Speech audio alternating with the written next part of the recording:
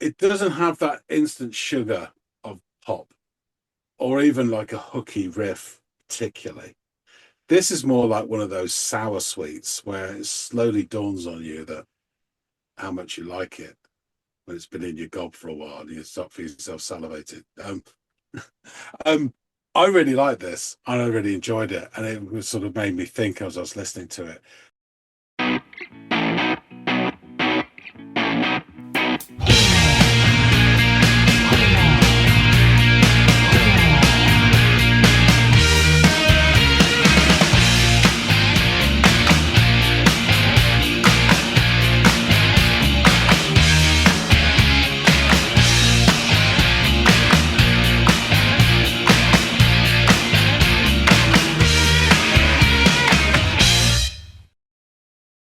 Hey, everybody, and welcome to another episode of the Audiophiles. So, my name's John. His name is Andy. Mhm. You're always dancing down the street with your suede blue eyes, and every new boy that you meet, he doesn't know the real surprise. Well, that later. First, we have a tune to listen to, selected by Andy. Andy, what have you got in store for us today? I have a band called Chavez. Any familiarity with their works? Julio Cesar Chavez. He was a hell of a fighter. Hell of a fighter. Yes, yeah. Um, I mean, he's the typical bet on the Mexican, Yeah. in that scenario. Yeah, that's about it. That's all I've got. Is it Uh, Hugo Chavez as well, the politician? That's about as yeah. much as I'm all Chavezed out. Yeah, That's it. I mean, what's the point of continuing on? You basically just did all my work for me. So yeah, no, this is a band, believe it or not. And there is a the song by them that I want you to check out is actually called "Break Up Your Band." So yeah, sage words of advice there, I suppose.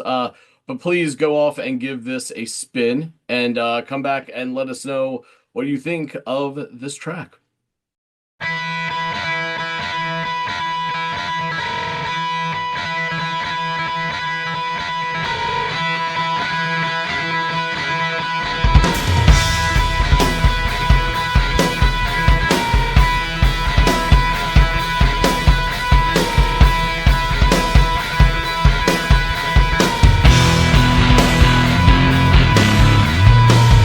I made it up to full wax space lap dogs.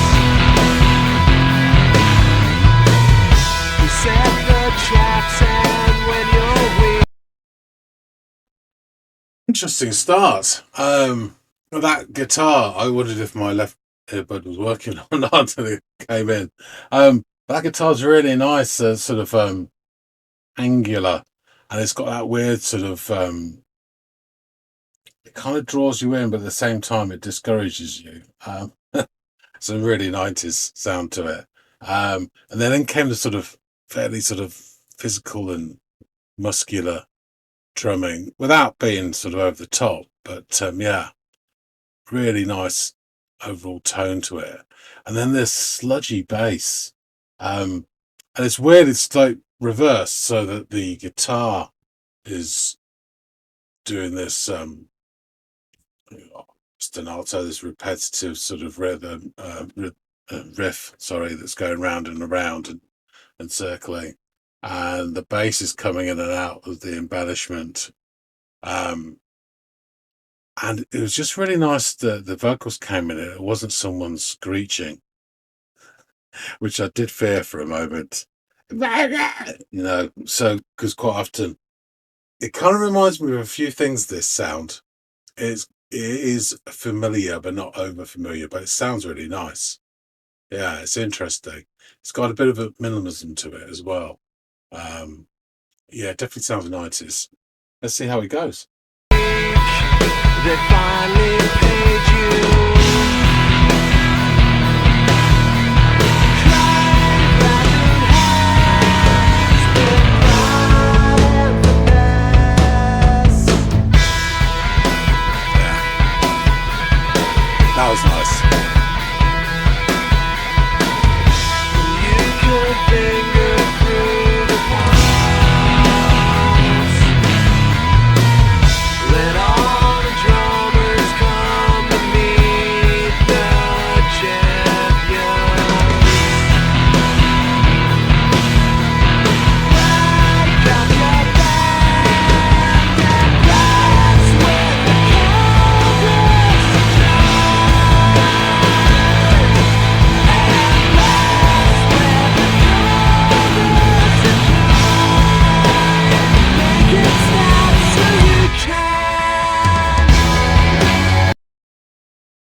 song. So I'm going to listen to that bit again.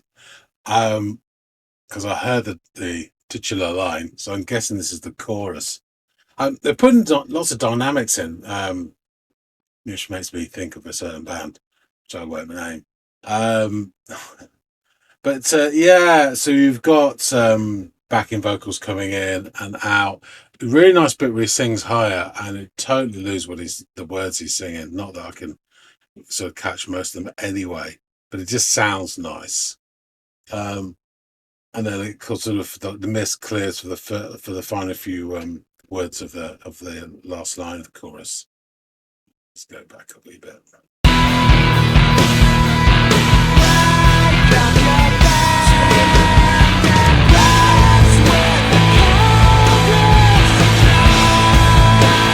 So nice.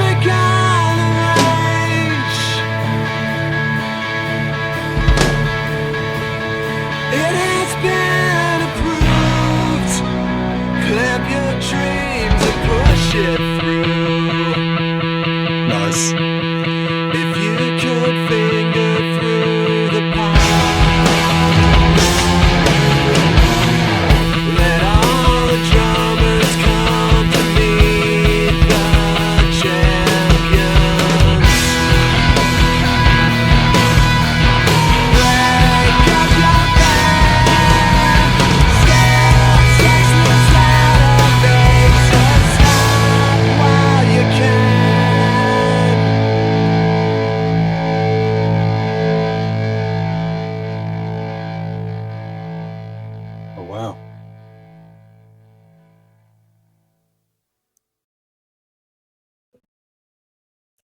That just died at the end.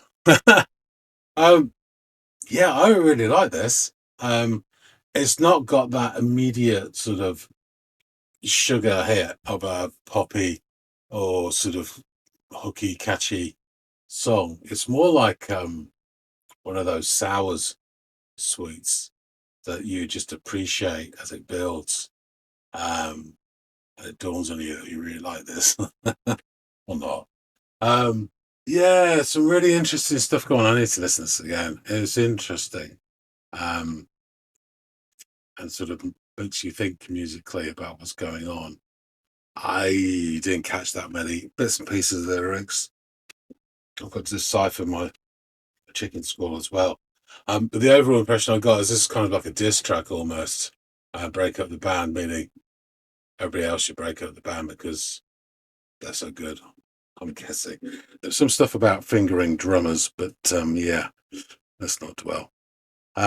So makes sense of it all. We definitely need to go and speak to someone who knows their onions about this, and I reckon that person's Andy. So let's go back and chop it up with him now. All right, so you have returned. Please, John, tell us what you thought of this Chavez and their track "Break Up Your Band." Well, I think he started as a welterweight, and this one starts with this lone guitar, which has that sort of lovely, I think, 90s tone of contradiction. It sounds both isolating and yet sort of demanding. Its angular nature not only made me question if my left earbud was working, sound doubled up and it stretched into stereo, which solved that puzzle. But it also had this duality of a riff that sort of draws you in while sending you signals that you shouldn't get too close, which is kind of a 90s thing. Enter muscular drums and a sludgy bass, and you got a perfect platform for these disengaged vocals that follow. It's an interesting structure they go where we've got this circular riff of the guitar unfurls constantly like a massive roll of barbed wire circumscribing the song, while the bass manifests in between lines as some sort of counter melody almost. Um, and the vocalist has enough of a nasal whine to make catching, let alone identifying separate words, a bit of a challenge. Um, this all sounds like a criticism, and I can imagine some listeners complaining that there's only half a song here, as it were. Mm. But it all sounds like really familiar to me. There's something of a kind of minimalist, pre-grunge, indie alt rock to it. I've got like touches of almost like Fugazi, and like Early Breeders, that first album in particular, that was really sparse. And other bands that I know of, but I'm less familiar with. It's a bit like Portuguese. I can recognize it when I hear it, but I couldn't Yeah. say it back to you. Yeah. I certainly don't understand the lick of it. Anyway, there's a pleasing part. You go through the opening bit, and I'm trying to find my bearing, and then there's a pleasing part where he goes pride and finesse, where the bass rings out these notes, and the drums does a little march on the spot. And then after that, I definitely heard something about fingering and drummers, but they're a different breed, aren't they? I think the next section is what passes for the chorus in this song. It's a short little ditty, but there's plenty going on. It's a little bit clearer. So I got "Break Up Your Band." That obviously got my attention, being the titular line. And then "And Blast with the Cold." And blast with the cold.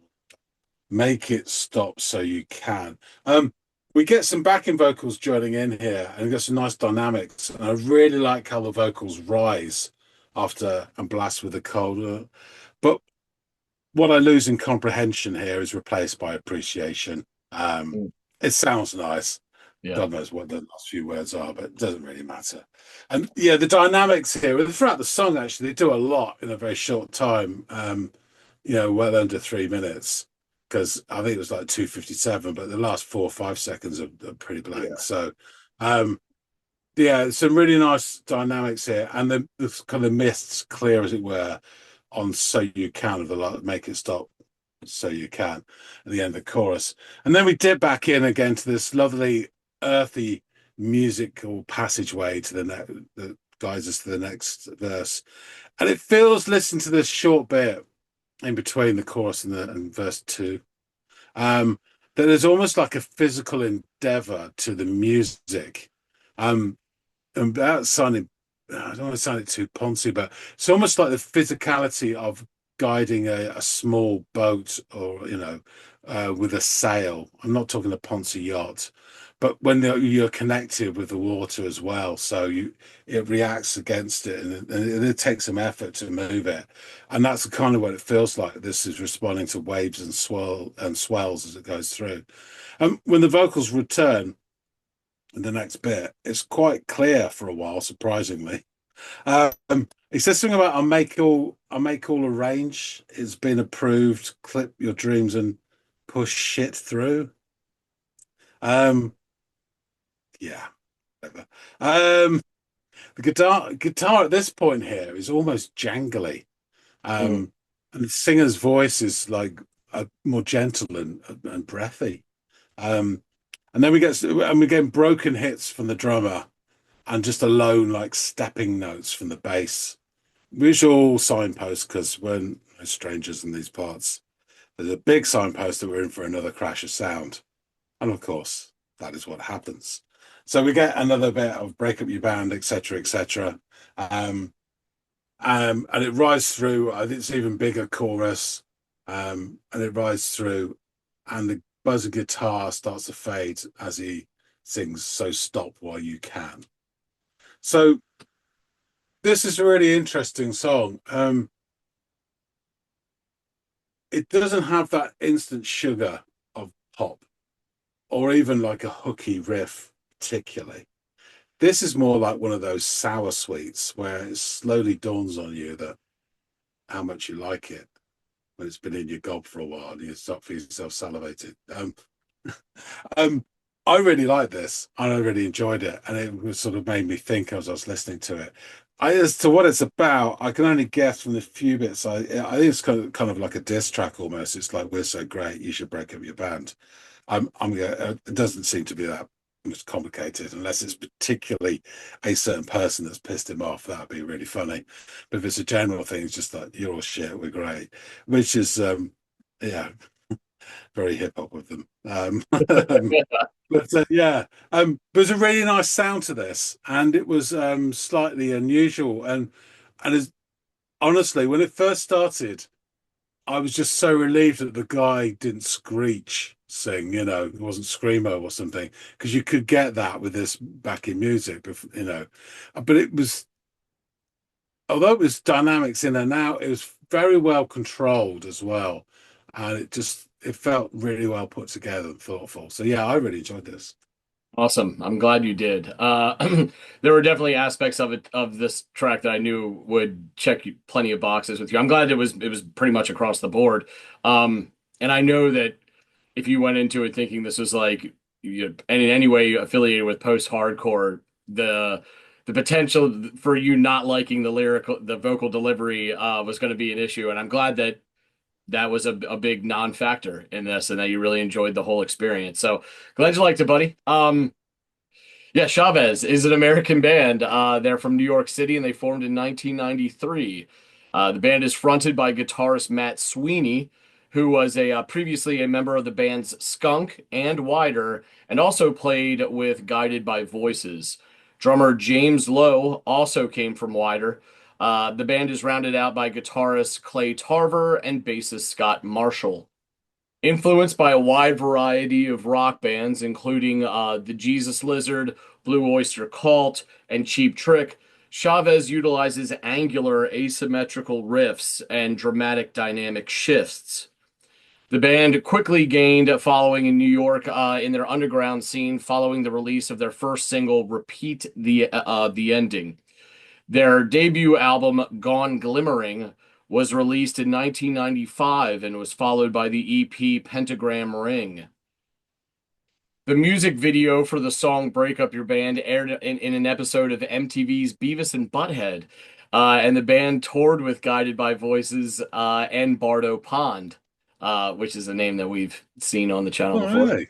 Yeah. Chavez's second full-length album, Ride the Fader, was released in 1996 and was praised by Entertainment Weekly as a fine specimen of spare, brainy post-metal hard rock. Chavez never officially broke up, but they released no new material and played very few shows between 1999 and 2006. In 2001, during Chavez's period of inactivity, guitarist Matt Sweeney went on to join the Smashing Pumpkins frontman guitarist Billy Corgan and Slint guitarist David Pajo to form Swan. So I don't know if you ever I would imagine Billy Corgan. You went out and checked out Swan at some point in the early 2000s. Oh, okay, interesting. Maybe I'll bring some of them to the channel as well. But that was sort of his side project there for a while there's volatility amongst all those Pumpkins band members, which Yeah, I do remember all that sort of. There's all yeah, sorts of nonsense going on, wasn't there? yeah, Various. Yeah. exactly. Between Jimmy Chamberlain's on again, off again, love with heroin, and the Darcy thing that was going on between the band, and I think that's still gone sour, if I'm not mistaken. Yeah, this is what Billy did to sort of occupy his time. I also think at this time James was doing a perfect circle, so Billy was free to roam and do stuff, and that was this collaboration. Sweeney teamed up with Will Oldham under the moniker Bonnie Prince Billy for the 2005 album Superwolf, as well as producing and playing on Early Man's debut record for Matador called Closing In.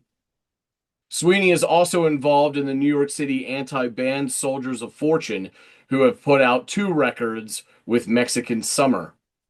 Clay Tarver has kept himself busy directing various television commercials, as well as writing the script for the movie Joyride, and later becoming the co-showrunner and executive producer of the HBO series Silicon Valley. So that's really interesting that you went into this like underground post-hardcore band too.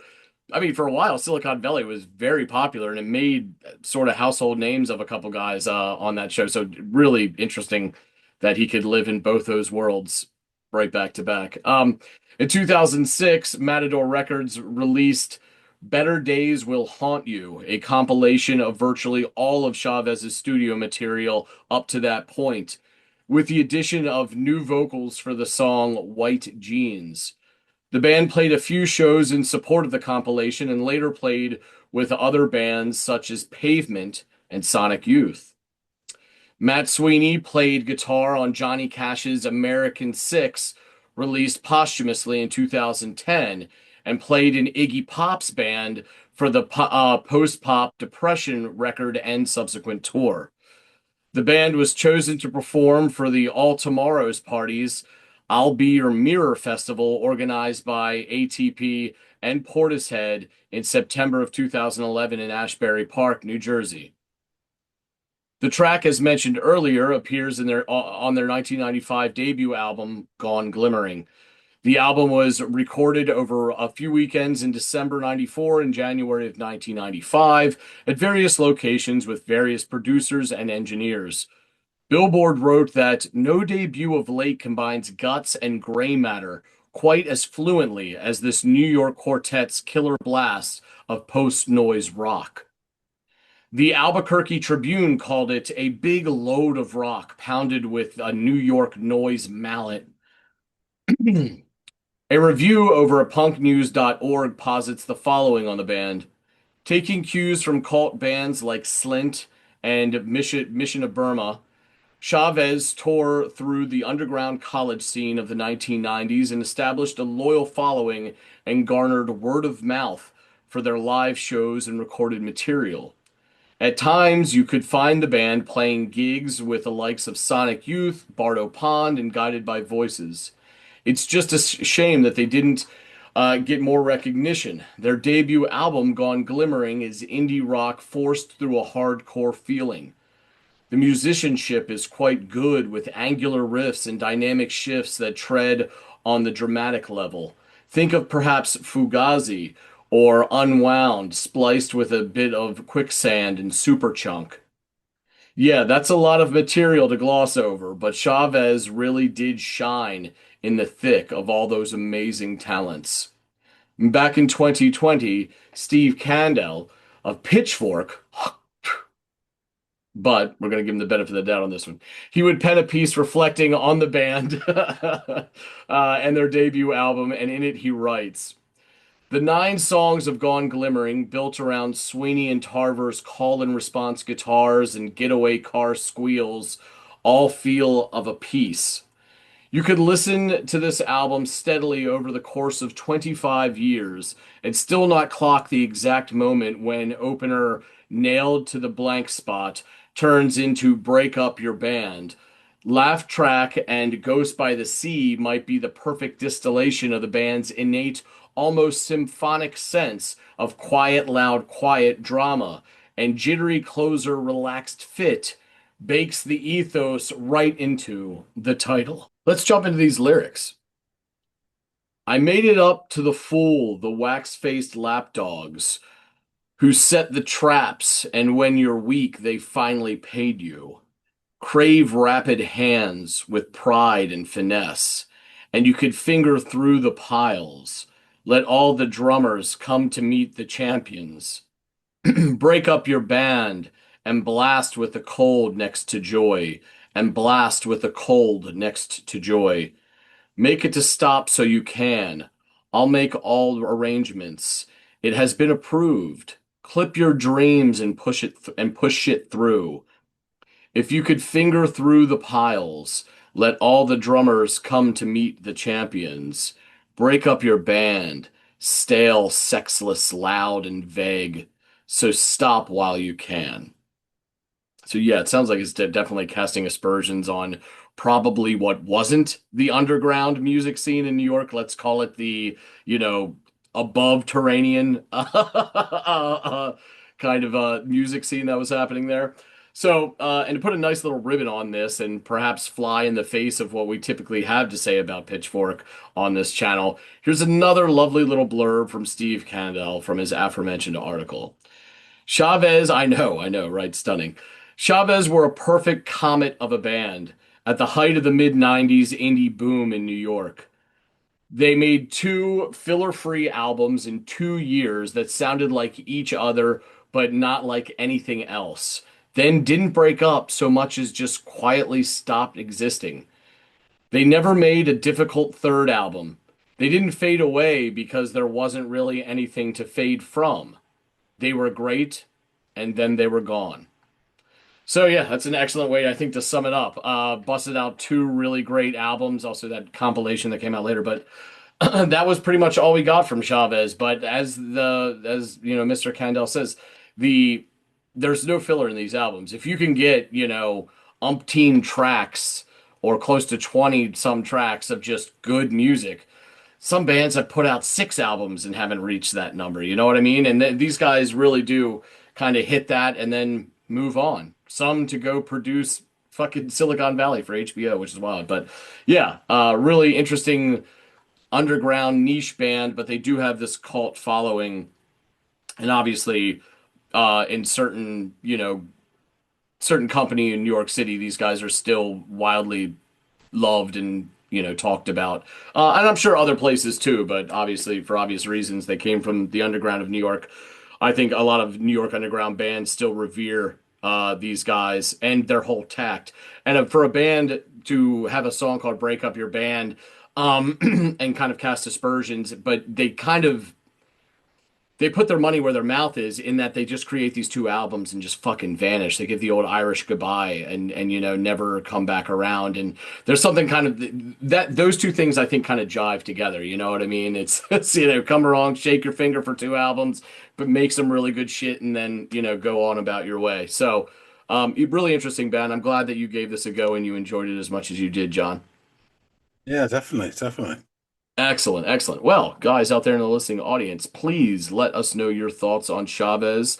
I know that there's plenty of other songs on here that John would probably really enjoy, and some of you all would too. But if you guys have any suggestions by these guys, please feel free to drop them down in the comments field below, or any other bands for that matter. We're always taking suggestions for our Friday episodes, so continue to keep them coming. Also, please like, share, and subscribe if you haven't done any or all of those things. We really do appreciate it. And hopefully, John and I will catch all y'all in growing numbers on the next installment of the Audiophiles. We'll see you later, guys.